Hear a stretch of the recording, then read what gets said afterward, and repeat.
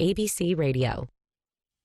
In New York City, final results of the Democratic mayoral primary are in, showing self-described Democratic socialist Zoran Mondani has won the primary race, beating former Governor Andrew Cuomo.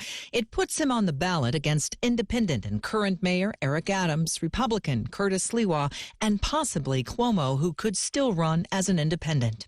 Major airports on the East Coast trying to catch up to the backlog of flights canceled due to volatile storms. The timing mixing with record travel at airports and on roads for the 4th of July getaway. Here's ABC's Gio Benitez. AAA projects that an all-time record of 72.2 million people will travel at least 50 miles from home for the 4th of July. That's almost 2 million more than last year, 7 million more than 2019. FlightAware showing more than 1,200 cancellations nationwide today. Televangelist Jimmy Swaggart has died. Jimmy Swaggart grew up poor in rural Faraday, Louisiana, and once said he was so moved his hair tingled when he first heard the word of the Lord when he was 8. He would go on to become one of the biggest TV preachers in the world when in 1988 he was caught in a sex scandal. And I would ask that your precious... He wept while apologizing, then resigned from the Assemblies of God. Another scandal would follow, but Swaggart kept on preaching, sometimes with his son Donnie. Sherry Preston, ABC News. Jimmy Swaggart was 90 years old. Michelle Franzen, ABC News. Now there's a new way to take charge of your blood sugar. Introducing new Garlic Healthy Blood Sugar Formula from the makers of the nation's best-selling garlic supplement. New Garlic helps maintain healthy blood sugar levels with clinically supported levels of garlic, plus a custom blend of vitamins and minerals, and it's odor-free. Take charge of your blood sugar with new Garlic Healthy Blood Sugar Formula. These statements have not been evaluated by the FDA. This product is not intended to diagnose, treat, cure, or prevent any disease. Use as directed.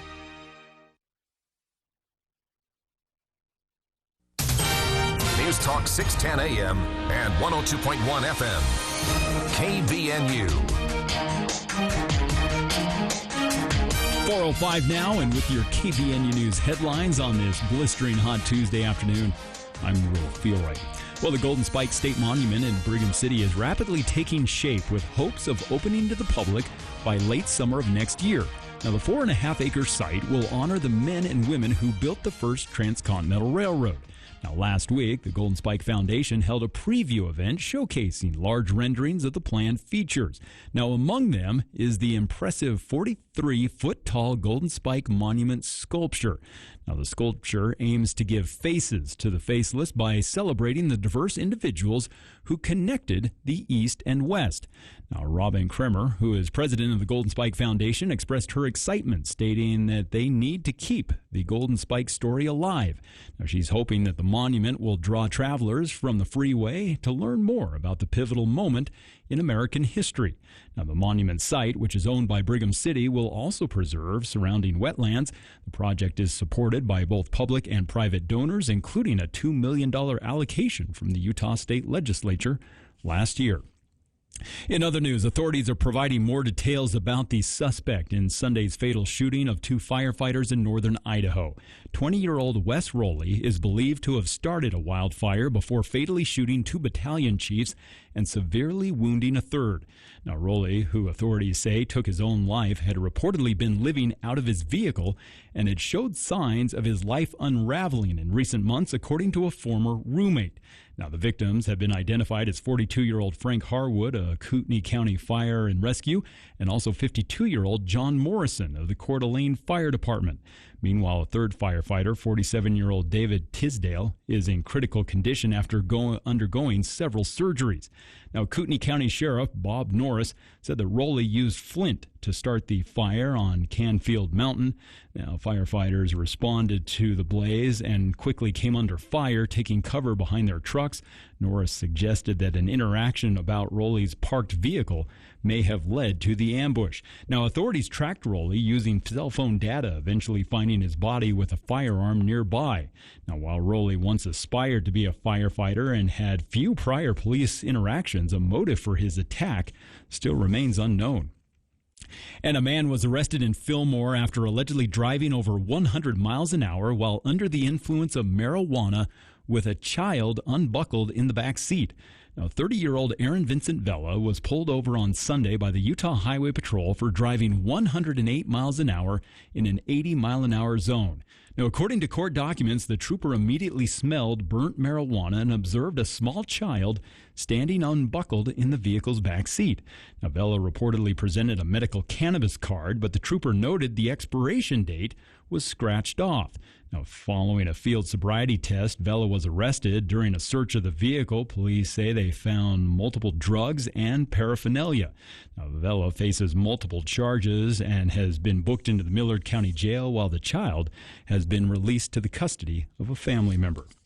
Well, we've been in the mid-90s on this hot Tuesday afternoon. The good news is after today, temperatures will cool a little down into the low 90s for tomorrow.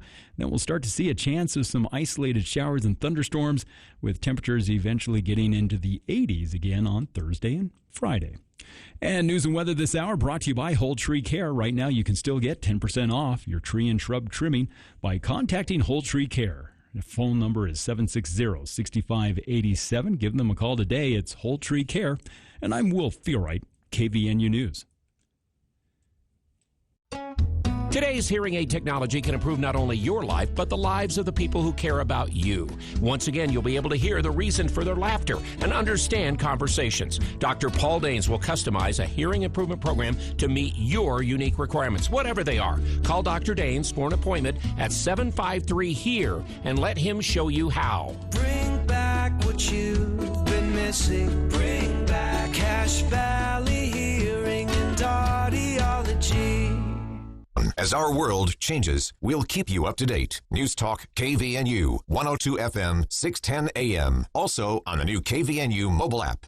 Here's what some of our patients have to say about how Red River has changed their lives. I went the traditional medicine route, and it was not tailored to me. It was just a one-size-fits-all. It was, this is how you do the program, and it was probably not going to work. That's what everybody always told me along the way, and somebody told me about Red River. They brought me in, they did testing, and everything was catered to my body and what I was actually experiencing, which was incredible. At Red River Health and Wellness, our whole goal is to identify the underlying mechanisms driving your condition. Once we identify those imbalances, then we'll put a treatment plan together that's specific to you, and then we improve those imbalances one by one, and then slowly teach you and educate you and show you what to do and what not to do so that you're the expert in your own health long term.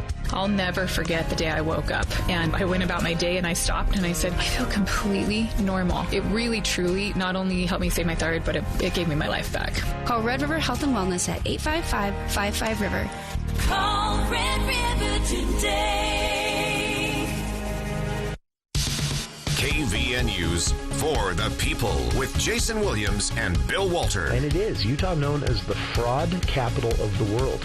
Not because we have more people committing fraud, but because we have so many people falling for it. Going beneath the headlines and connecting you to the newsmakers. The radio is a great way to get the word out to a lot of people in an emergency. So we thank you for your help and being a partner with us. For the People on News Talk KVNU, 610 AM, 102.1 FM, online at 610kvnu.com and on the KVNU mobile app.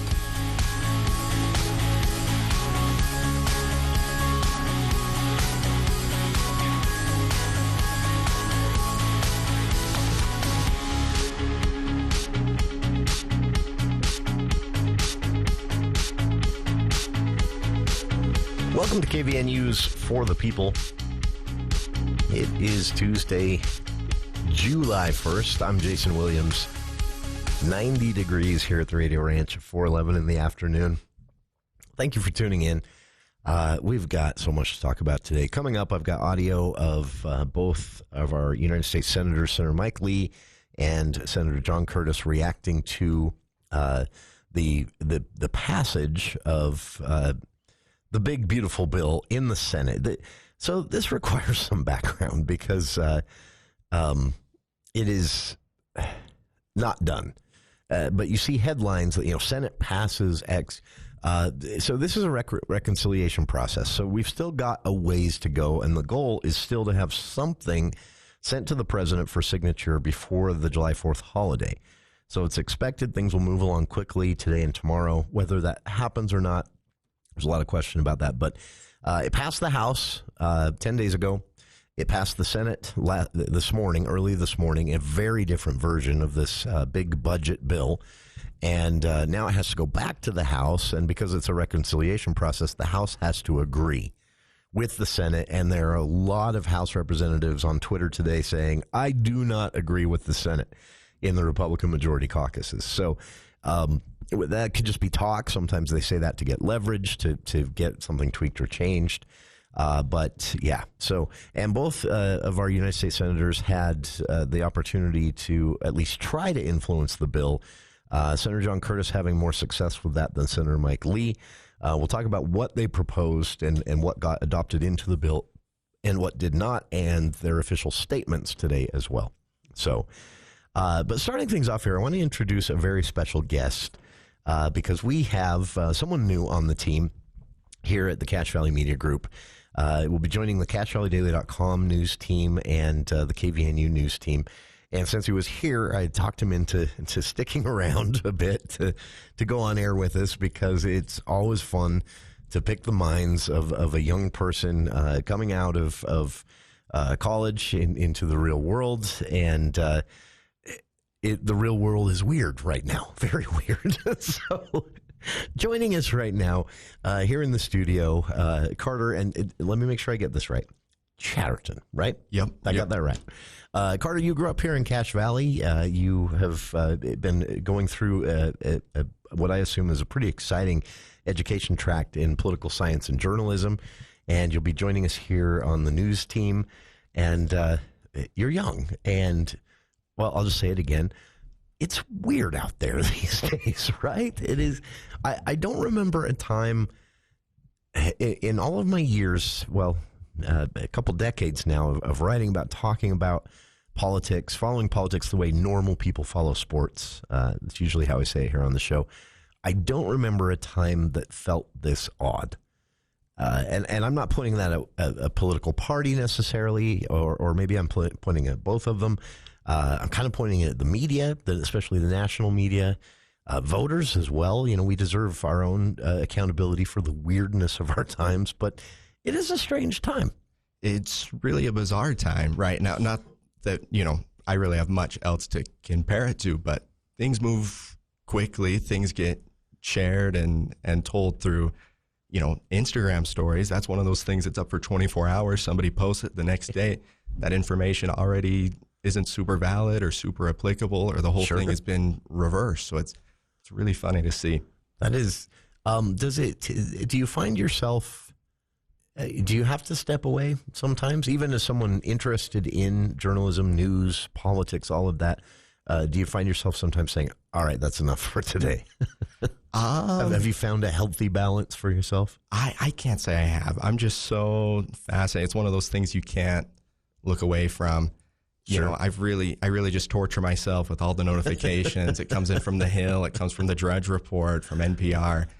Yeah.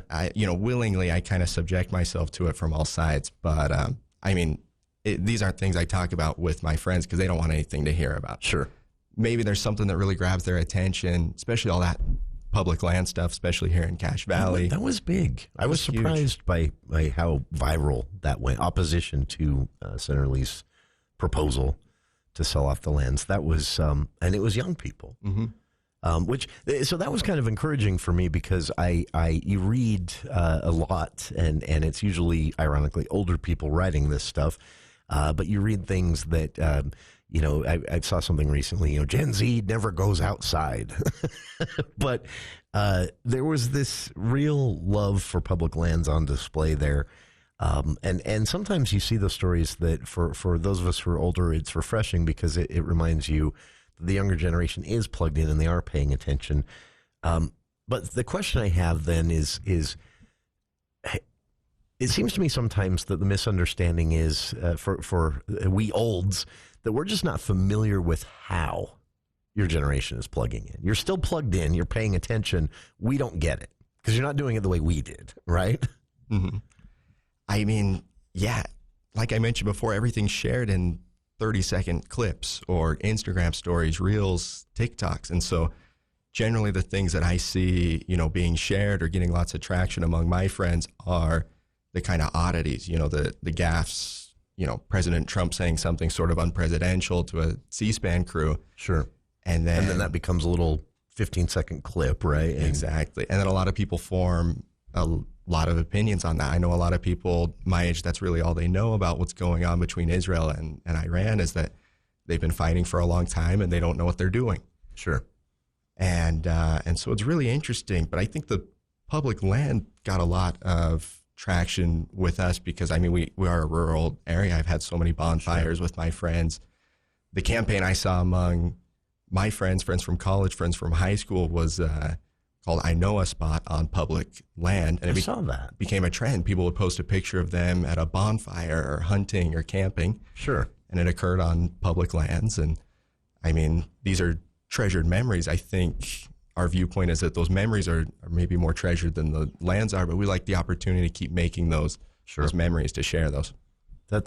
And we forget, what a big part of our quality of life all that is. In fact, it's easy to take for granted. It's an anecdote I like to tell on the show here all the time, but a long time ago, before I worked for myself, I had an actual boss, and that meant I had a schedule to keep, and so I had a lunch break. It was an hour long, and I discovered that, and I was still young enough, you could eat a lot of fast food and not get fat, but I discovered that you can swing through a drive-through here in Logan and be quite a distance up Logan Canyon to a nice shady spot. Now, of course, this all happened before July when the temperatures get too high. You could be up Logan Canyon to a shady spot, sit there in your vehicle or just outside your vehicle, or if you have a truck, sit on the tailgate, eat your lunch in a quiet, nothing but birds in the river, beautiful scenery, and then be back to work within an hour. And when I realized that, I thought, we are so lucky to live here, to be this close to all of this. So yeah, it was. I remember seeing the I Know a Spot trend, and I remember seeing some posts. I first caught it on Twitter, and people in Cache Valley were sharing photos with the I Know a Spot tag, and it was just it was encouraging to see the awareness and the understanding of how important the public lands are to our quality of life here. But Carter, how do you see all of this influencing news, not just news consumption, but also news production? Because to be blunt, we've grappled with it here in our newsroom. We've in fact, we're starting to experiment a little bit with, putting things out, the idea of putting things out in little Instagram Live. But we're, KVNU, for example, we're a radio station. So how do you do that? How do you translate the two? And do our listeners want that? And so those are questions that kind of reflect the changing landscape of news consumption and production. Any theories on where this goes or where it's at right now?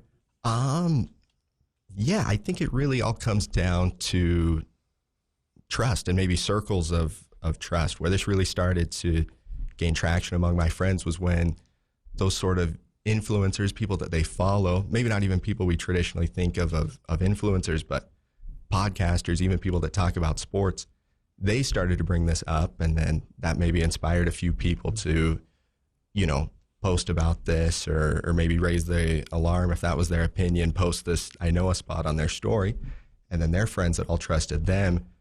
I mean, personally, I had a lot of people reach out to me like, I don't understand this. Can you kind of, talk it out with me? And, nobody my age goes to a website or, watches cable news to learn about things. It really, frankly, comes down to who you trust, be it someone online or a close friend. And most of it's happening through the phone, 100%. Right? Instead of a television or even a desktop, right? Yep. That is, it's fascinating to talk about. And I know, I've noticed this a bit myself as I age. As we get older, we start to resist change and fear change. Mm-hmm. But I really feel like every generation kind of perfects the news consumption model a little bit more. Each generation gets better and better, except for the generation that made cable news talking heads a thing.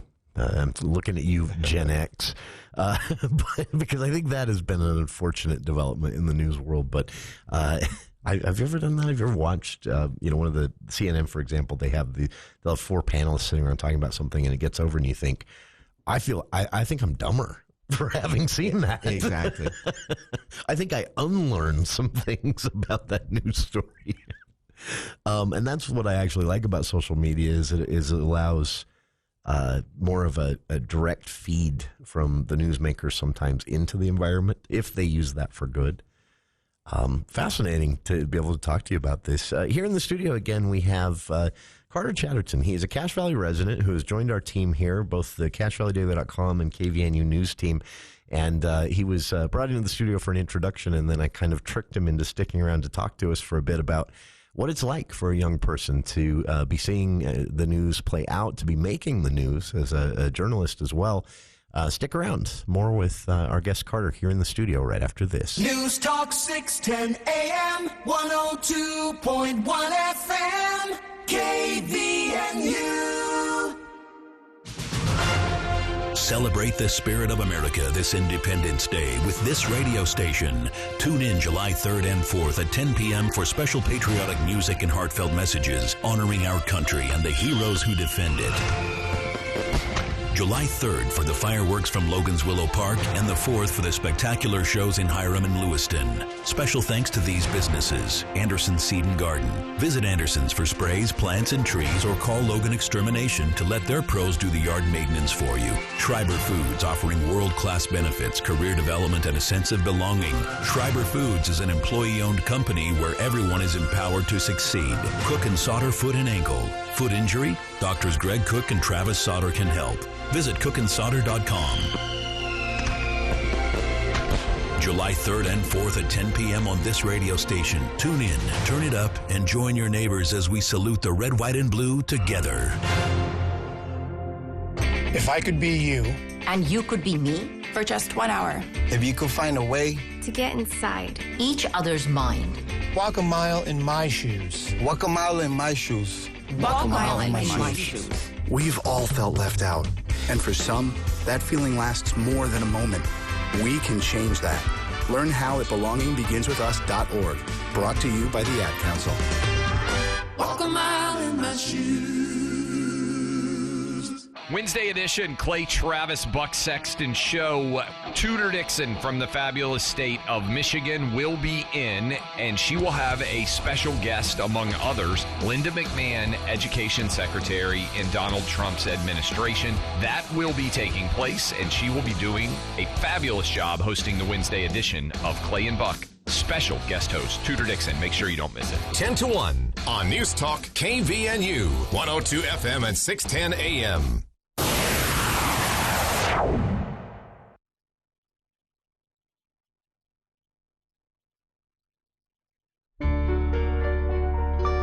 Talk to me.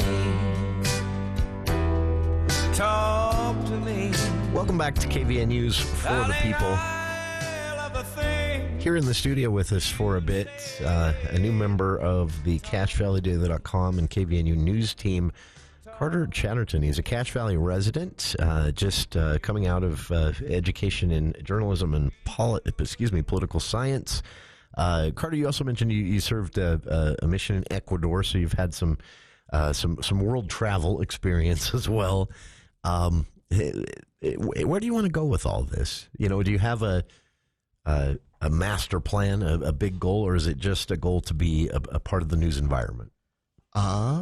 Yeah, I've always been kind of fascinated by the news. It's crazy that something can happen somewhere in some part of the world, and that has an effect on us. Isn't that wild? I know. I mean, growing up in... And the act of communicating that is so cool, I think.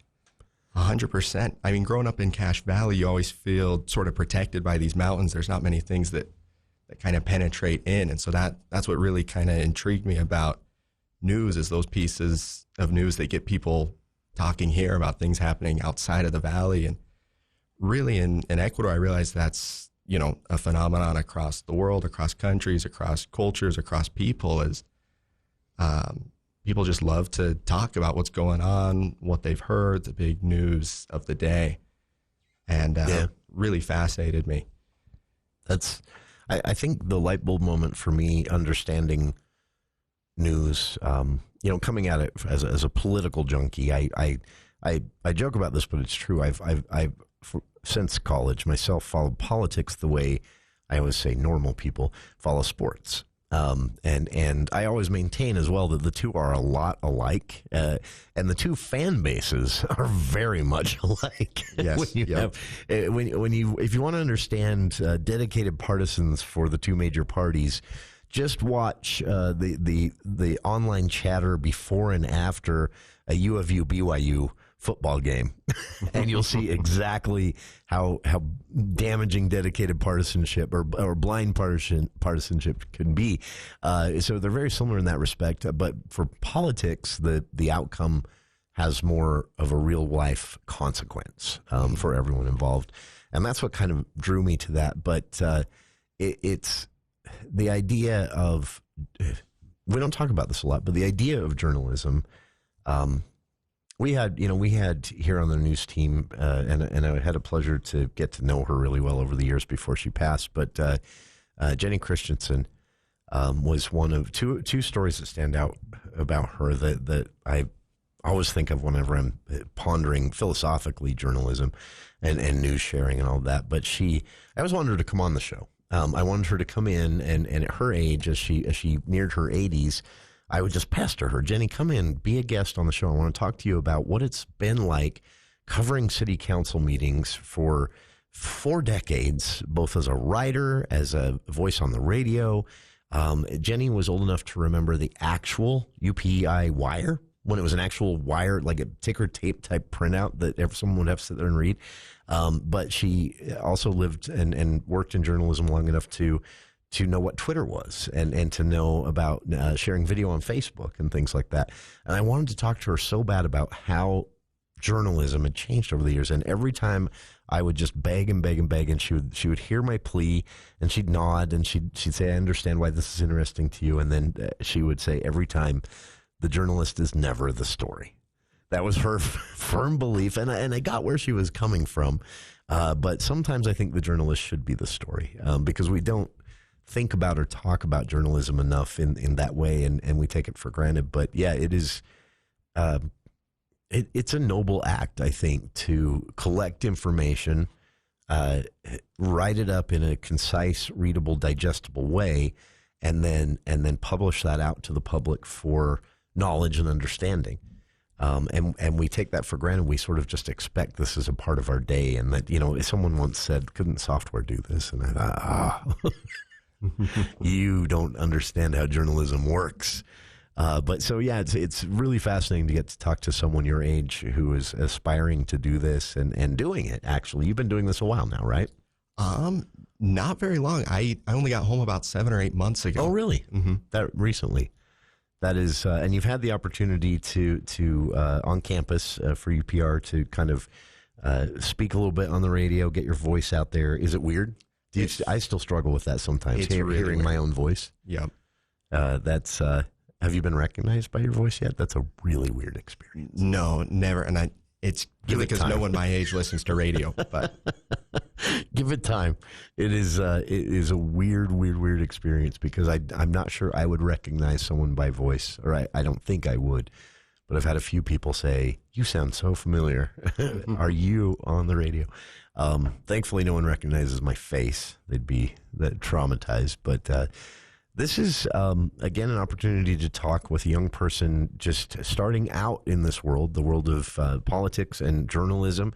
And again, Carter Chatterton, our guest here, he's joining our news team. He'll be a part of, you'll see his name both at CacheValleyDaily.com. You'll hear him here on KVNU, both in the news stories, I assume. And if I can talk him into it, occasionally here on the show, at least, because Carter, you're fun to chat with. But any words of wisdom or encouragement for everyone out there who's maybe listening? And I've heard this a lot from people now. I just have to turn it off sometimes. I just have to step away sometimes. What would you say to those folks that are feeling a little bit overwhelmed right now? The first is you don't have to listen to everything right Sure. now. With the phones we have, it's a fire hose that beams this news directly into our eyes like a flashlight. Kind of forces it on you sometimes. 100%. And with the internet, you're receiving the bad news of 8 billion people on this earth all at once. And so, just pick your issues. If there's something that you're passionate about or something that you like hearing about, follow that. Everything else, you're pretty safe to tune out. Sure. There's people that obsess over what goes on, in Washington or during the state legislative sessions in January. Can go too far.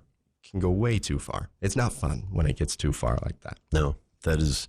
Imagine if you had a friend do it. Well, we all do have a friend who does that with sports, right? Or whatever their particular interest is. If you get too immersed, it does start to warp you a little bit. Mm-hmm. Carter, this is a fun conversation. I appreciate you entertaining my request and taking some time out of your day here. Anytime. It's a pleasure. And again, remember that name. You're going to see Carter's name on bylines here through CashValleyDaily.com.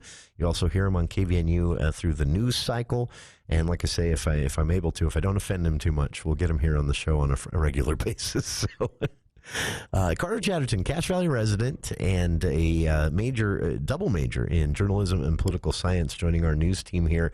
And he was lucky enough to have bad timing to be here in the studio right as the show started. So we tricked him into sitting down at the mics. And Carter, thank you for doing that. And to our listeners, thank you for being here as well. Stick around. What Senator Curtis and Senator Mike Lee had to say after passage in the Senate, at least, of the big, beautiful bill. Right after this, look at the news with KVNU's Will Feel Right.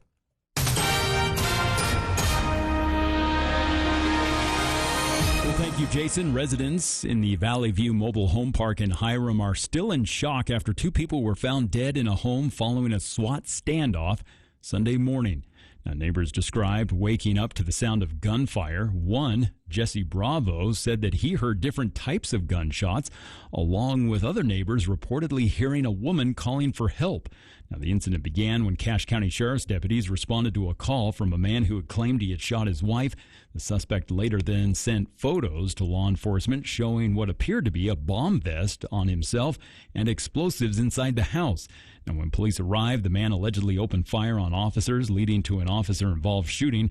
Several homes in the area were also reportedly hit by gunfire. Now, so far, the Cache County District Attorney's Office has taken over the investigation and stated that no further information would be released at this time, leaving some residents with many unanswered questions about what transpired.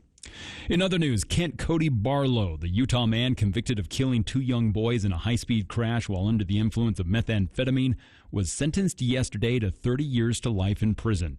4th District Judge Derek Pullen sentenced Barlow to 2 consecutive terms of 15 years to life for the deaths of 3-year-old Odin Ratliff and Hunter Jackson. Now, the sentences were added to a 1-year sentence that Barlow is already serving in the Utah State Prison for use of a controlled substance. The crash occurred back in May of 2022 in Eagle Mountain. Barlow was driving over 120 miles an hour while high on methamphetamine when he plowed through multiple fences and crashed into Cedar Valley stables where the boys were playing. Now, Barlow struck both Odin and Hunter, killing them instantly. Barlow was originally charged with 2 counts of second-degree felony manslaughter, but later the charges were upgraded to 2 counts of first-degree felony depraved indifference murder. He was convicted by a jury last April. And Utah is taking on another social media giant. Governor Spencer Cox, along with Attorney General Derek Brown and the Utah Department of Commerce, filed a lawsuit yesterday against Snap Incorporated. It's the company behind Snapchat. Now, the lawsuit alleges that Snap uses deceptive design features that addict children, harm their mental health, and facilitate illegal activities like drug sales, sexual exploitation, and the distribution of pornography.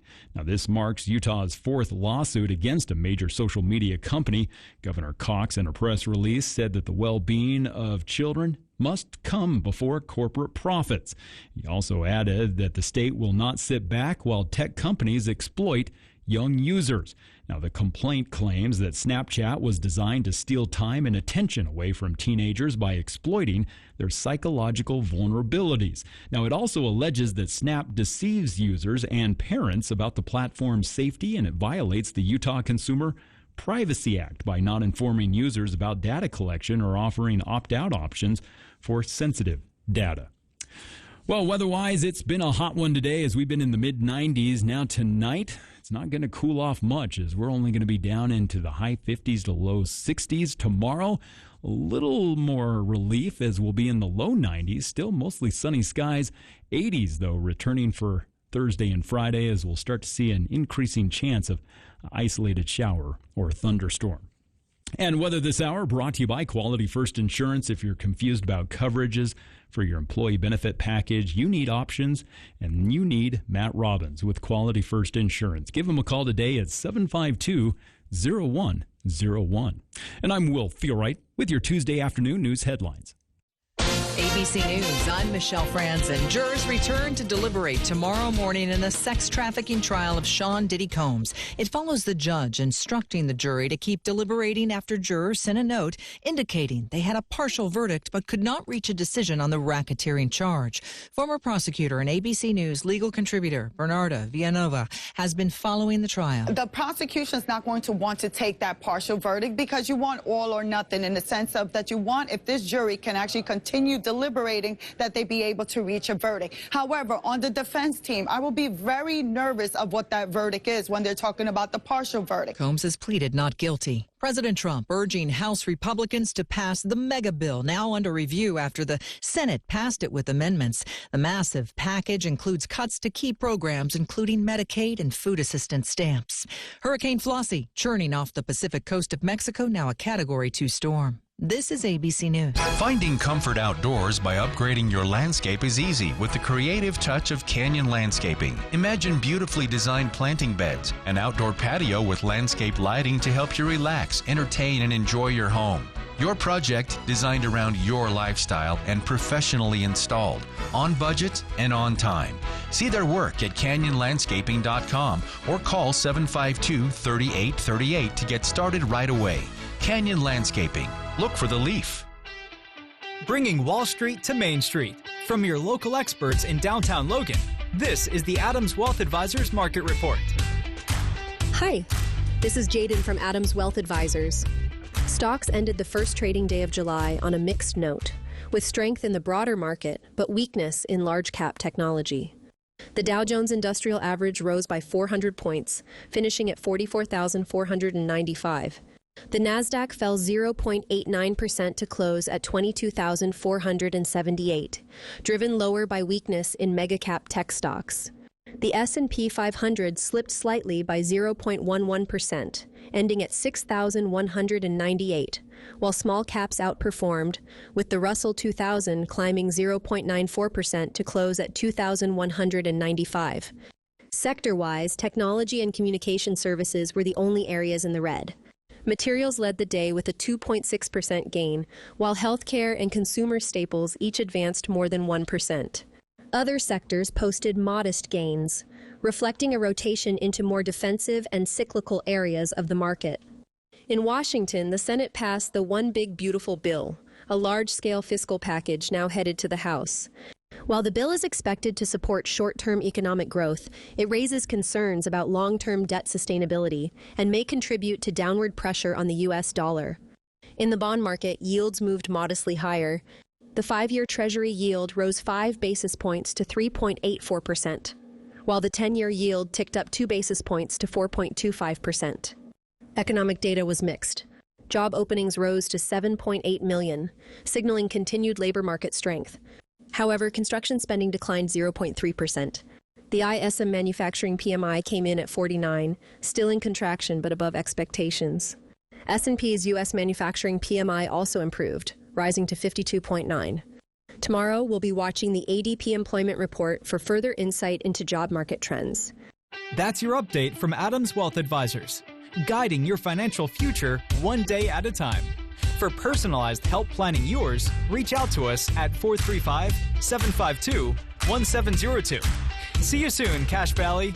Advisory services offered through Adams Wealth Management, a registered investment advisor. For important disclosures and more information, visit adamswealthadvisors.com. Hi, this is Gordon Deal. Wednesday on This Morning, America's First News. As a self-imposed Friday deadline looms, we're keeping tabs on President Trump's tax and spending bill as it struggles its way through Congress. Also, younger Americans are redefining what success means. Hear what they're pursuing instead of lofty titles and big salaries. And credit card strategies from a man who optimizes his whole life. Wednesday on This Morning, America's First News. From 4 to 6 on News Talk KVNU, 610 AM and 102 FM.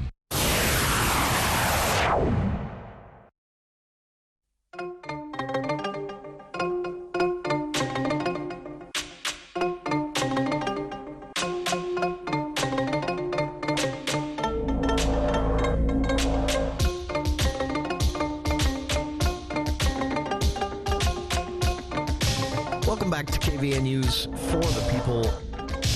I don't know why I almost said For the People movie show. That's a few days away still. Actually, that's more than a few days away still because we have no show Friday due to the holiday.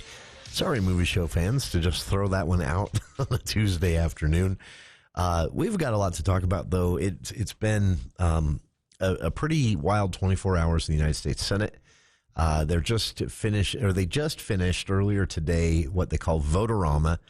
I don't like that we do this. I'm just telling you what happened. But the Senate is supposed to be this deliberative, thoughtful body, and sometimes, unfortunately, it's like this instead. But so there's this there were stories last night of people handwriting legislative language on scraps of paper and passing them to the Senate Majority Leader Thune. And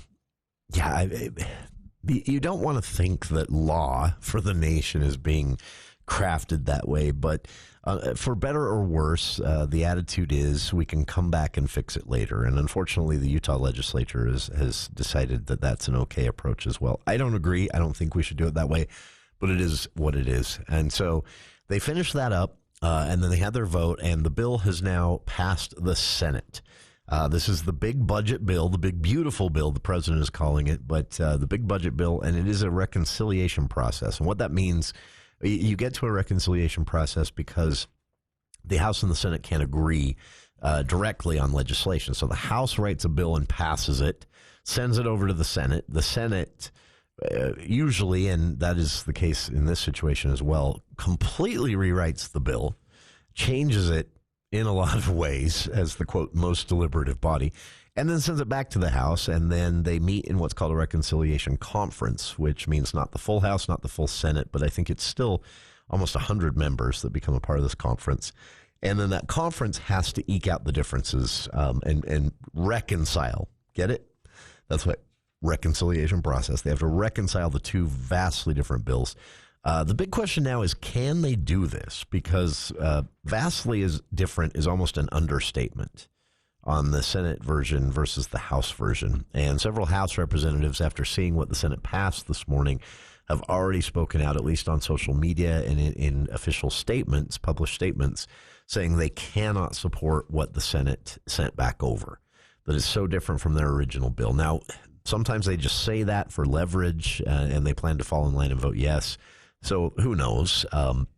There was a brief moment last night where it appeared the bill might not actually pass. They didn't have the votes, with Alaska Senator Republican Lisa Murkowski saying she was a no-go.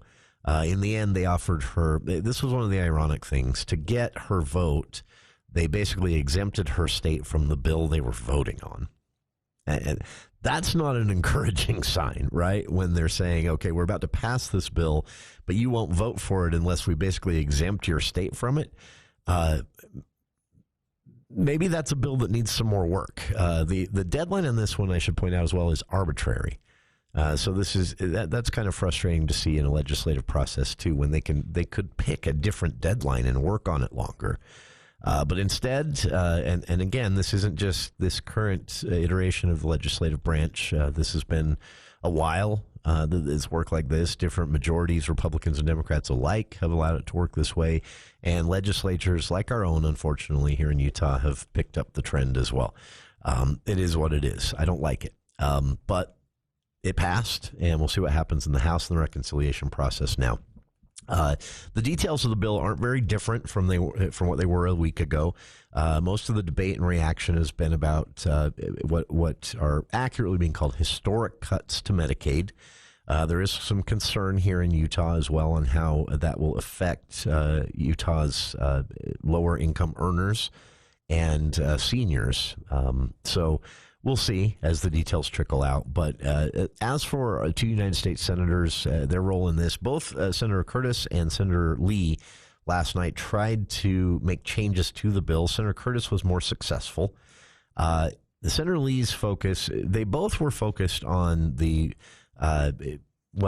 they're called something different, but for ease of understanding, the green energy tax credits. These are part of the Infrastructure Reinvestment Act that passed during the Biden administration with our own then Senator Mitt Romney working right in the middle of writing this legislation. There were some green energy tax credits meant to incentivize green energy projects.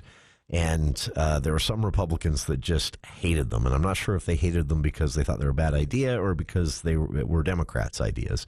But either way, they wanted them gone entirely. Senator Curtis was opposed to ending them outright because he said, here in my state, in Utah, there are several projects underway that would just have to stop.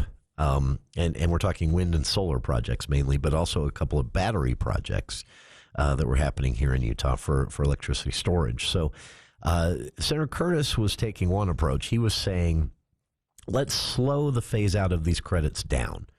Let's not end them immediately. Let's do it in a different way so we don't leave these projects where money has already been spent and developers have already started construction hanging, and instead do it in a slower way.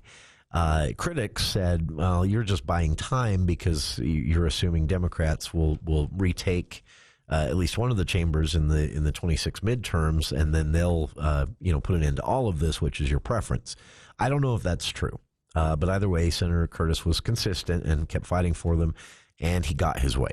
He was able to amend the bill so the tax credits for green energy projects don't end immediately. They will start to phase out 12 months from passage of this bill, which again could be another month from now.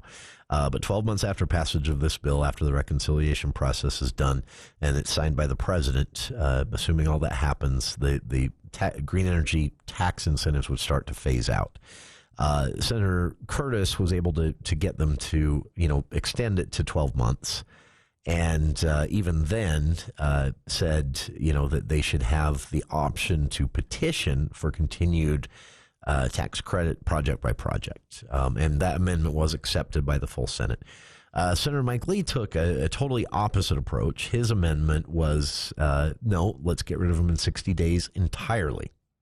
That's what he wanted to see, was a complete end to all tax incentives for solar and wind projects nationwide to be phased out 100% within 60 days after passage of the bill.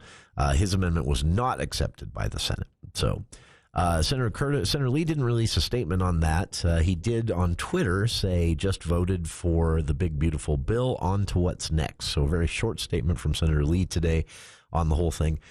Senator Curtis, though, had this to say, writing from his official account. He posted this message. He said, the big, beautiful bill delivers for Utahns. It secures the border. There was a lot of ICE and border funding in this bill. I think a couple $100 billion. He says it secures the border, provides permanent tax relief for working families, basically solidifying permanently what were known as the Trump tax cuts from 2017.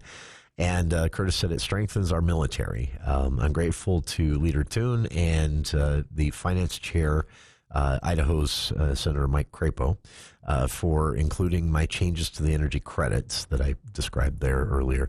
In his statement, he said the key for business certainty and for Utah's energy future, and I look forward to the House sending it to the president before the 4th.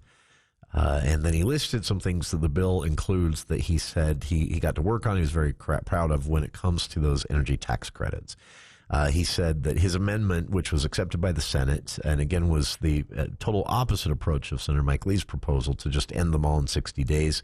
Curtis said he's most proud that he was able to secure 100% tax credit value for an additional 12 months under the start of construction standard date, which provides time and clarity for the energy developers that have projects underway or about to get underway. He said it guarantees full credit value through 2027. Projects will retain 100% tax credit value under current rules through December 31st, 2027, removing ambiguity and de-risking investment for the next 3 years. That was a big concern for Curtis, that people wouldn't want to invest in these projects. That would hurt a lot of, and that would hurt a lot of Utah businesses that are seeking to make money off these projects.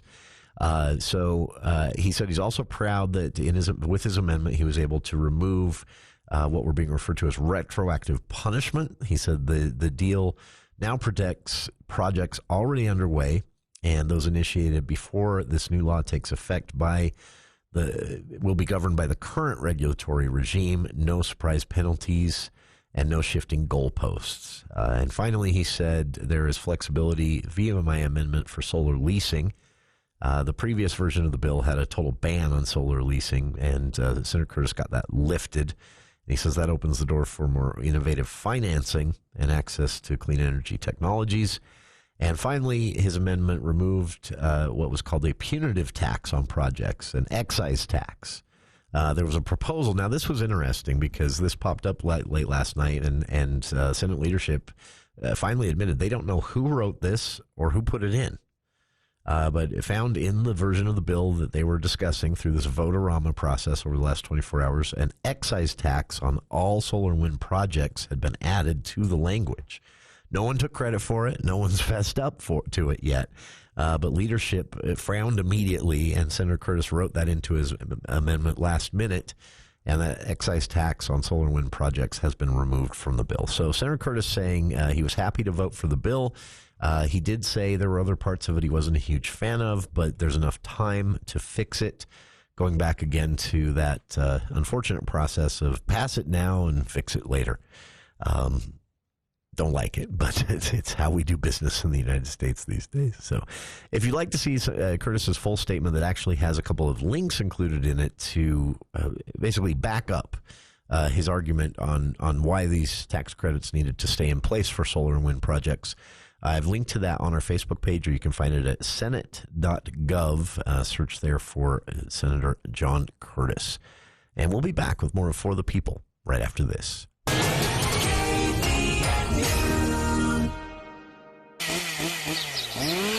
When it comes to the trees in our yard, there's a fine line between beautiful and dangerous. So we call Whole Tree Care. They trim our large trees to prevent property damage, and they shape our trees and shrubs to keep them healthy and looking beautiful. No matter how big or hard to reach, Whole Tree Care's experienced crew can trim or remove any tree.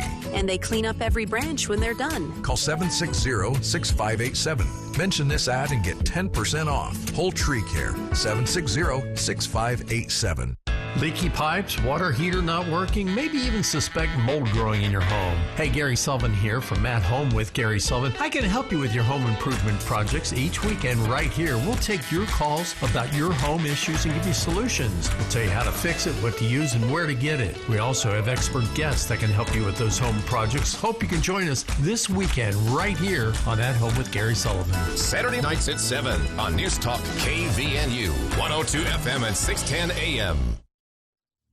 Veterans face treacherous situations filled with peril while serving our country. Many veterans come home physically injured, suffering with PTSD, have traumatic brain injuries or other ailments. Treatment is available, but we need your help. Help Heal Veterans, with the support of generous citizens like you, improves veterans' lives on a daily basis across the United States. For over 45 years, Help Heal Veterans has provided over 30 million therapeutic art kits and craft projects to these critically injured veterans, at no charge to them. Doctors, therapists, and brain injury experts recommend this type of therapy. Since the beginning of World War I, over 100 years ago, art and craft therapy has proven to improve gross motor skills, improve memory, and lessen anger issues in healing veterans. To volunteer or learn more, visit healvets.org. Help a veteran. Visit healvets.org. My daughter was diagnosed with a rare malignant rhabdoid tumor on the spine. They sent her straight to St. Jude. My hope was gone. But when you get there, everyone's like, hey, we're not going to give up. And when you see other people not giving up on your child, that makes all the difference in the world. When I found out I didn't have to pay, I was just grateful. They saved my baby's life. Finding cures, saving children. Learn more at stjude.org.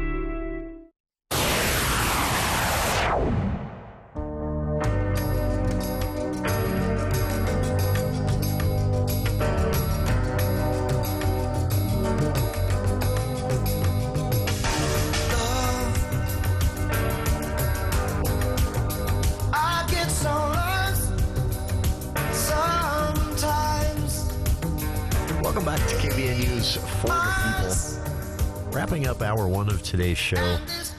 Coming up in hour two, the cities in Utah that grew the fastest and why.